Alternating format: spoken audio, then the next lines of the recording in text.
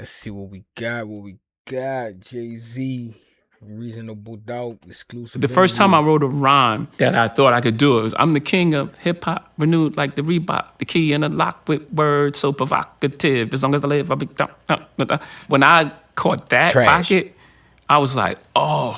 So y'all tell me if that was cold, that was trash. You know what I'm saying? I really don't see the hype behind Jay-Z. Especially when he made it in the game, because the shit he made in the game with was horrible. When he had the fast flow like his other partner, I got Jaz-O. They got a few Jay-Z songs that I do like. My early years, I had the big green notebook. My mom had got me this notebook, and I would just write, and it would be sideways and slanted and just like a mess. And I was really small because I didn't want anybody to read what I was writing. In my teenage years, I moved further away from the house. And as I moved further away from the house, it was hard to like hold these things. I had to retain these thoughts. I didn't write anymore in that little green notebook. I wish I had it, man. I never kept up with things. I know I say the same thing. I wish I had all my old CDs and old notebooks and shit like that from back in the day. I kept it for a long time, but after a while, shit just started disappearing. That's a whole different experience. I tell you about that. That was the first time I made a demo. Jazz and Big Daddy Kane in Brooklyn were the two guys at that moment, and the connector was Fresh Gordon. You know who Fresh Gordon is? I know because I've read about him. Oh, okay. Fresh Gordon was a super connect. Everyone used to be in his house. Fresh Gordon actually really, I believe, did the Push It beat and sold it for like $5,000. That's the folklore. I don't know if it's true. But you go to Fresh Gordon house and Marky D be there, Pepper, and then he had like all the computer equipment. His house was beautiful, incredible. So anyway, in that house, the two guys were gonna meet up. They was gonna make what we call a mixtape now. And everyone was talking about, who's that kid? And so Kane was like, I want to work with you. And I made a demo with Kane. And it was the first time I was like, I can make songs. And that was I played for my uncle. He's like, man, get that shit out of here. I was like, I'm gonna be better than LL Cool J. He's like, get the fuck out of here. But my uncle loved me. He was protecting me in that moment the way he could, because I was dreaming too big for him. He was like, let me let you down. It don't happen like that in life. Your upgrade is ready, Miss Langley. My upgrade? Yes, enjoy. See y'all later. He was surprised. My upgrade? Enjoy a $500 credit for stays with the edit. Chase Sapphire Reserve. After 96, all the material that's on Reasonable Doubt was pretty much already in my head. The thing about that album is the freedom in it and how naive I was. I didn't know anything about the music business. I wasn't trying to make the greatest song or, Streets is watching. The third verse is 68 bars. It's not 16 structured bars that I know is be palatable for the audience. What I was thinking during Reasonable Doubt was, when my guys hear this, it's gonna be their mind's gonna be blown, because we just left Vegas and this tells the story of our whole trip. They're gonna go crazy. This story that we just completed and now we're back home, they're hearing on wax. That was it. I was trying to make music for guys who were in the street and living just like us, to have a soundtrack to, the emotions that we were dealing with. Not just the highs, not the Lexus, and that was part of it, yes. That's the eye candy, the Lexus with the TV sets, but the interior feelings and emotions was really what I was trying to accomplish as a writer. How do I go even deeper to I'm gonna tell you what you were thinking when you were doing that. Because it was exactly what I was thinking. I know exactly how you felt in that moment when you felt that paranoia or that exhilaration, whatever it was. I've been around this block too many times, rock too many rhymes. Most times I come up with the flow first. You may have heard people he does his Rain Man in the studio, because I'm I'm trying to work out the pockets, and then I'll fill it with words. What Biggie had was a jazz pocket that we didn't really know we was listening to until later on. one of his neighbors was this like jazz musician who would take him to like shows and things like that. We knew Rakim was come from a jazz background, right? So we understood I got a artillery lyrical demo, down. So he's mimicking a horn, but Biggie was so unorthodox that it was like, Jesus. The notorious just please us with your lyrical. That's just jazz, improv. What he was doing. I don't come from a musical family, no instruments, but it was just so much music in the house that it just was innate in me to think musically as well as I thought lyrically. Even the first album, when I didn't know what I was doing, I listened to some of those pockets, and they all like melodic. One day you're cruising in the 7, next day you're sweating, forgetting your lies. Yeah, collaborations is important to me because again, it's almost like another ingredient. And let's see how we can create a song that is authentic to all of us. The artist wants the other person to have a great performance because you want a great record. You don't want to have a performance where you're just, your verse is just obliterating someone and then, no one wants to hear that verse. That's not good for the song itself. I'm a fan of songwriting, so I want to know that the outcome. I'm curious to see how this is going to turn out. What is Pimp C going to say on this beat?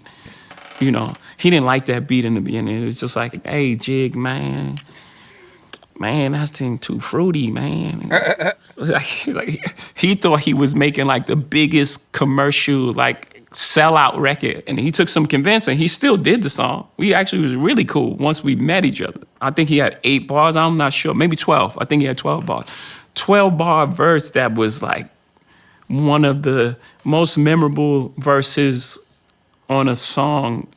Because me and Bun is like, it's the big rap pick, but we just did a triplet flow to it. Big pimpin', spin the cheese. But he did the opposite. He wouldn't even, he cut it in like, I think, a quarter note, whatever. He cut it like smoke. And I was like, what is he doing? And then by the like 4th bar, I was like, oh my God. Just beautiful. Like on Brooklyn's Finest. I didn't get to hear that till maybe a month later. So I did all those little parts. I'm saying, what's your name? Who shot you? And Biggie filled those in. And when he was like, in Faith Fab Twins, she probably had 2 Pacs. I was just like, oh my God, it's just such a good line. It's just so good. And it was just so, he was one of those ones who ain't run from like controversy, whether it made him look bad or not. Like, most people ego wouldn't allow them to say that. And it was like one of the endearing qualities that he had as a writer, black and ugly as ever. And then one word was so powerful. However, black and ugly as ever. However, anything he said after that was going to be amazing. Those are little tricks as a writer that everyone's trying to accomplish. I can't say everyone. That's that I'm trying to accomplish, like when I'm writing, is like just a word that just changes the framing of the thought in a powerful way in the shortest amount of time. Because that's hard to do. Like if you got unlimited, God did verses, I'm gonna hit on something because I'm writing through so many pockets. I'm gonna hit on a bunch of things. But if I got 8 bars, if you think about like fronting, like that was a very condensed, hard verse to write. You got 8 bars to convey your thoughts and get out of there. Every time your name was brought up, I would act all nonchalant in front of an audience like you was just... Your upgrade is ready, Miss Langley. My upgrade? Enjoy. See y'all later. Enjoy a $500 credit for stays with the edit. Chase Sapphire Reserve. Those is when you got to sit down and really just like, make sure every measure counts. Guess who's back? It's a challenge for the pen, like when you're creating for someone else, and especially people that you respect. Outside of Dre, who else he wrote Dr. for? Dre, I grew up obviously a fan of him and Snoop. This is Dr. Dre coming off, leaving Death Row. I know where he was trying to go because I've been there a couple of times with like Kingdom Come and those things. So he's trying to make, he's like, I'm leaving this place and I want to mature. So for me, it was just natural to like get into his psyche. Like what would he be thinking right there? What would I be thinking? I would be thinking, I have to remind people that I'm Dr. Dre. That's where Still Dre comes, Still. Dr. Dre is the name, I'm ahead of my gang still. It's like a challenge for you as a creator. For me, that's where I really thrive, like when I'm challenged to like do a thing, to make a word mean more. It's triple entendre, quadruple entendre. That's when I feel like I'm at my best. You know, you can pin yourself in the corner and say, I'm gonna write a song about, you know, alcohol. And I'm gonna just like find clever, lyrical exercise is a better example. So now I'm just gonna take all these references, you know, about bars and sit-ups and chin-ups and things, and I'm gonna make it make sense, and it can't be corny. Bring your squad, bicep, triceps, and quads. Almost like a cooking show. These are the ingredients I got to work with. I'm making this type of meal, and I have these sort of things, and that's it. You take one of your arms and you tie it behind your back. That's a challenge, but it's a challenge as a writer that you relish and you want. What good is a menage a trois when you have a soulmate? 444 was, I mean, it was the toughest thing I had to write, and not lyrically, not the greatest metaphors I've ever created, but like the vulnerability and the honesty and transparency. That's hard. That's a difficult thing. I suck at love, I think I need a do-over. I will be emotionally available if I invited you over. But to do it for the entire album and to sit in that and like talk about real subjects and real talk about, you know, how your kids are gonna feel, and, you know, at some point you're gonna have to sit down and speak to them and all these different topics.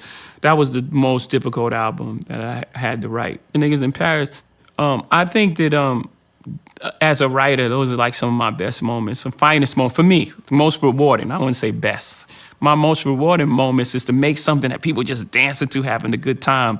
But the theme of it is just like, wow, you know.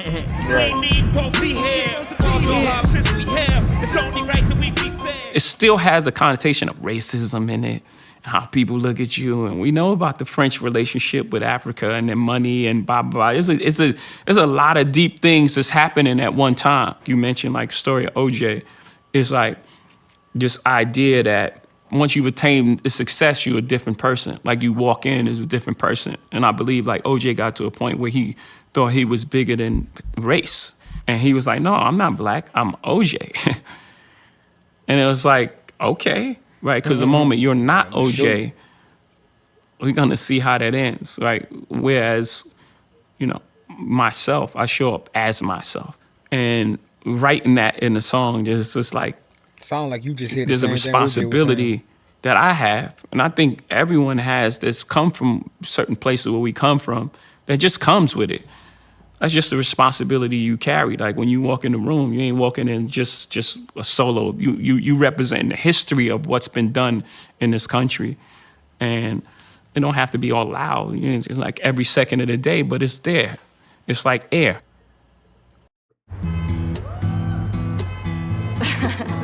Your upgrade is ready, Miss Langley. My upgrade? Yes, enjoy. See y'all later. The thing about B is They gonna keep showing the she's same actually fucking an ad? underrated God damn, she must have songwriter. paid a lot for She that ad. really can write songs, I mean, but she whoever does so that- much you know that shit. that I think what she gravitates towards is a producer. I think she likes songwriting. I never asked her this question. I'm gonna ask her this question, but I think she likes songwriting. She loves producing.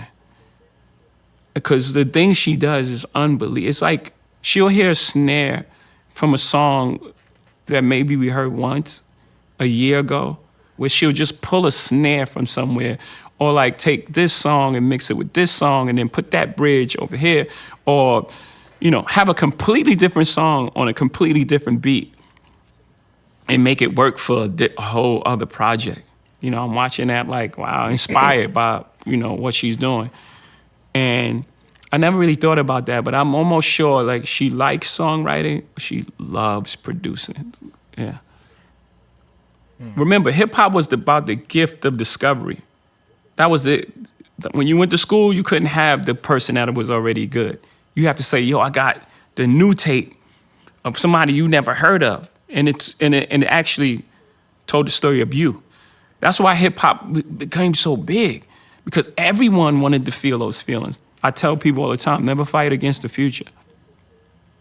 Future's coming. Artists, they were trying to recreate something that was already done, but they're not connected to it like that. They're not living it and breathing it. They were fighting against gravity as opposed to telling their story. We needed that other side. We needed to hear about what happens when you've had 4 successful albums. What happens? What is that feeling like? How do you make the next one? How did you get in the studio? How are your kids? How do you interact with them as this hip hop dad? But if you're trying to make young music and you're not young, it's gonna be inauthentic, and people can feel it. You can smell it.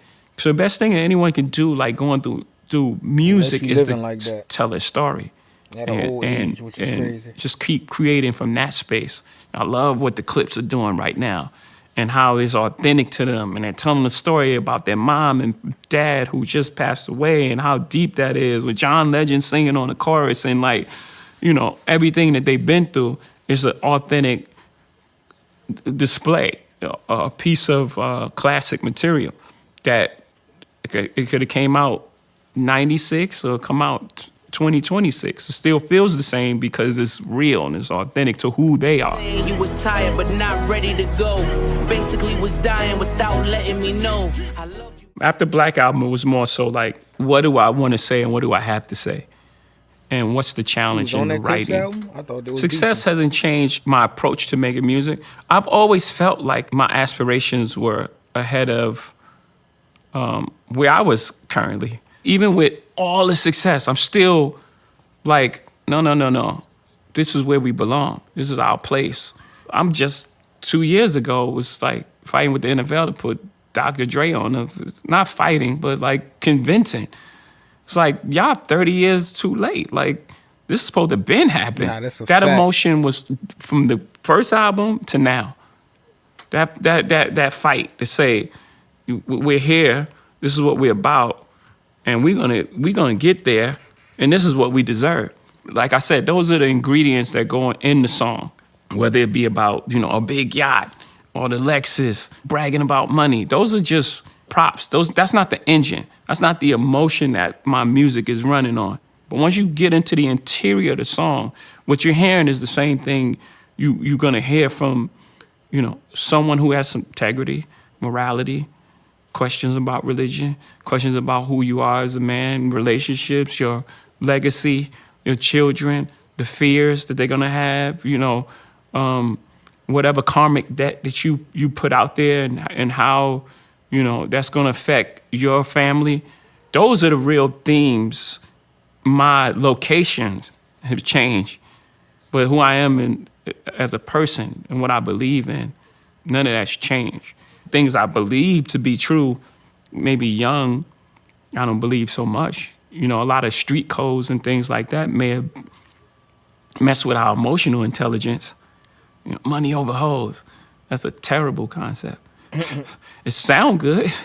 So yeah, some of those things change, but the foundation of the struggle, our fight to be recognized in a country that doesn't see us in that light. Those themes and emotions, I still try to convey them. You fill it in, long as the villain win. It was a real conscious choice for him to do the dreads, the wicks, like the antennas, cause like that shit, that's how it used to be back in the day with the powerful people when they did dreads and shit. There was like wicks and antennas and that shit a deeper meaning. So I'm just saying, when he got it shit like that, I'm pretty sure he knew exactly what he was doing. But oh yeah, that was a good interview, man. I was into it, man. I'm not even sure if they're gonna let me post this, because I'm pretty sure it's gonna get copyrighted ASAP, but I was gonna watch it anyway, so I said, let me, you know what I'm saying, if it do slide, you know what I'm saying, I'm gonna let it slide. But if it do, like, comment, subscribe. You did. Don't do it for the bar, just do it for the bar, just do it for the bar.